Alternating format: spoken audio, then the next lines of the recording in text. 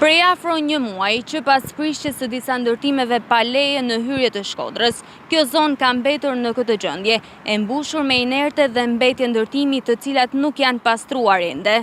Jemi vetëm pak larg sezonit turistik, ndërsa kjo është ndër pamjet e para që shohin vizitorët sapo hynë në qytet. Një pamje as pak e denjë për një Shkodër e cila synon të jetë mikpritëse për vizitorët.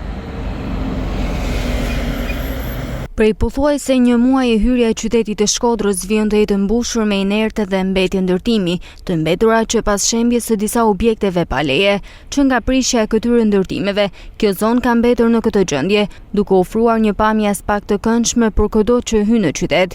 Kjo situatë bëhet shqetësuese duke qenë se Shkodra po përgatitet për sezonin turistik, me pritshmëri të larta për vizitorë vendas dhe të huaj. Pamje si këto në hyrje të qytetit të Shkodrës, sipas qytetarëve dëmtojnë imazhin e Shkodrës. Institucionet përgjegjëse duhet të marrin masat e nevojshme për pastrimin e mbetjeve dhe sistemimin e ambientit, pasi pamja që të ofrohet sapo hyn në qytet janë inerte, mbetje dhe pluhur, as pak të këndshme për syrin e qytetarëve apo turistëve që zgjedhin të vizitojnë Shkodrën.